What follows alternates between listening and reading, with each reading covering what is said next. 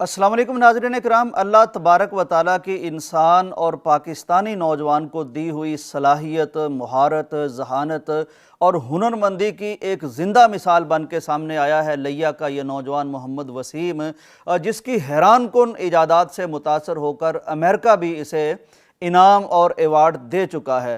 कई एक हैरान कुन इजादात इस नौजवान ने की हैं, जिनमें से एक ऐसी है जिसको देखकर नबी कायनात की एक बरसों पहले की मुझे पेशीन गोई भी याद आ गई है। ये इसने एक घड़ी बनाई है, स्मार्ट वॉच बनाई है, जिसके ज़रिए से आप कॉल सुन सकते हैं। मेरा ख्याल है ये कई एक घड़ियों में फंक्शन पाया जाता है, लेकिन इसने जो आगे बढ़कर काम किया है वो ये है कि इस घड़ी के ज़रिए से जब आप कोई कॉल सुनेंगे या बात करेंगे या कोई वीडियो सुनेंगे तो उसके लिए आपको कोई हैंड फ्री इस्तेमाल करने की ज़रूरत नहीं है, कोई ऐसी डिवाइस कान तक ले जाने की ज़रूरत नहीं है जिसमें ब्लूटूथ वगैरह इस्तेमाल किया जा रहा हो, बल्कि हैरान कुन तौर पर इनकी इजाद इस काबिल आपको बना देती है कि घड़ी आपकी कलाई पर बंदी है, आप अपनी सिंपल उंगली बग़ैर किसी वायर के, बग़ैर किसी ब्लूटूथ के वो कान पर लगाएंगे तो आपको वो सारी आवाज़ सुनाई देगी। ये इन्होंने इजाद क्यों की और ये काम कैसे होता है, इस पर भी बात करेंगे।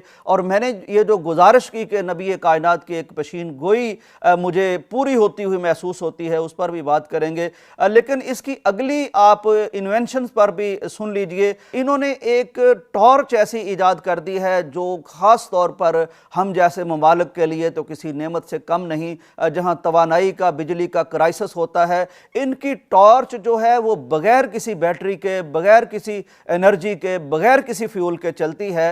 वो इंसानी बॉडी टेम्परेचर पर चलती है, यानी आप अंधेरे में निकले हैं, आप रात में निकले हैं, आप टॉर्च को हाथ में थामेंगे तो आपका जो टेम्परेचर है बॉडी का, जो तवानाई है आपकी बॉडी के अंदर, उसी की गर्माइश को लेकर वो टॉर्च ऑन हो जाएगी। जब तक टॉर्च आपके हाथ में है, जहां तक आप जाते हैं, ना खतरा यह है कि बैटरी बंद हो जाएगी, एनर्जी खत्म हो जाएगी, आप उसको बरूए कार ला सकते हैं। फिर इन्होंने इसको थोड़ा सा और वर्जन भी दिया है कि जिस तरह मुख्तलिफ डॉक्टर्स ने ऑपरेशन करने होते हैं, सर्च ऑपरेशन करने होते हैं, तो इस नौजवान ने उसमें वैरायटी ये दिखाई है कि वो आपकी पेशानी पर भी लग जाती है। यानी जब आप इस टॉर्च को पेशानी पर लगा लेते हैं तो आपके हाथ फ्री हो जाते हैं और आप जो काम करना चाहें वो कर सकते हैं।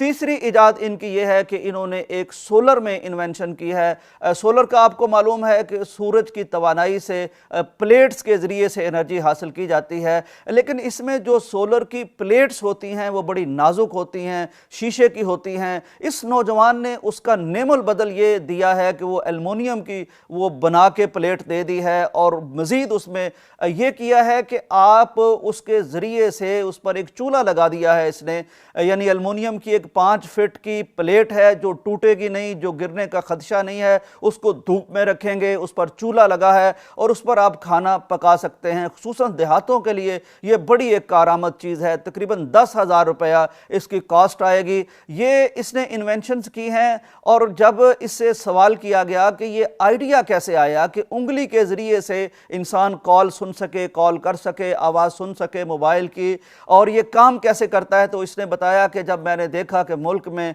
मोबाइल छीन लिए जाते हैं गाड़ी से और ये मोबाइल से भी बात करते हुए मोबाइल छीने जाते हैं, तो कोई ऐसा तरीका सोचना चाहिए। तवील वर्क किया इन्होंने, ज़ाहिर आसान काम तो नहीं होते ये।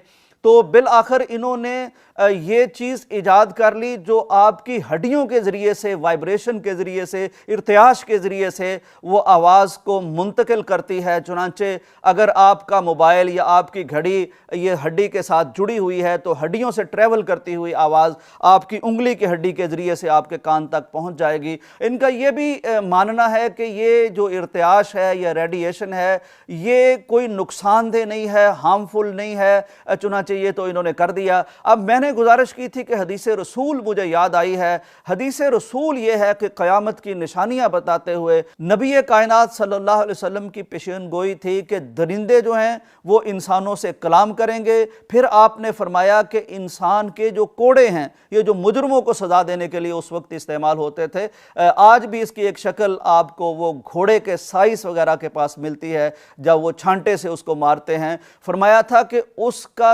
आखिरी सिरा वो इंसानों से बात बात करेगा, वो कलाम करेगा। फिर इसी हदीस मुबारक में आपने एक और पेशीन गोई फरमाई थी कि इंसान जो जूते पहनते हैं, उनके जो तस्मे हैं, ये तस्मे भी इंसानों से बात करेंगे। और इस हदीस में पेशीन गोई करते हुए नबी कायनात ने जो लास्ट बात बयान फरमाई थी वो ये थी कि इंसान जब घर से बाहर चला जाएगा तो वो वापस आएगा तो उसके घर में क्या क्या हुआ है, उसकी ये जो रान है, फ़ाखिज़ अरबी में इसको कहते हैं, उसकी रान बोल बोल के बताएगी कि उसके घर में क्या हुआ है। अब आप अंदाज़ा कीजिए कि ये बात अल्लाह के नबी उस वक्त कर रहे हैं जब दुनिया में साइंस का, टेक्नोलॉजी का और ये जो आज जदीद आलात हैं आईटी के, इसका कोई दूर दूर तक तसव्वुर नहीं है, लेकिन आपने फरमा दिया। कुछ उलमाए किराम का ये कहना है कि इस हदीस की एक ताबीर ये भी हो सकती है कि टेक्नोलॉजी के ज़रिए से जो हम सुनते हैं, लेकिन ज़्यादातर उलमा का मानना है कि नबी बरहक की ज़ुबान अक़दस व अतहर से जो बात निकली है वो बयाने ही भी पूरी होगी।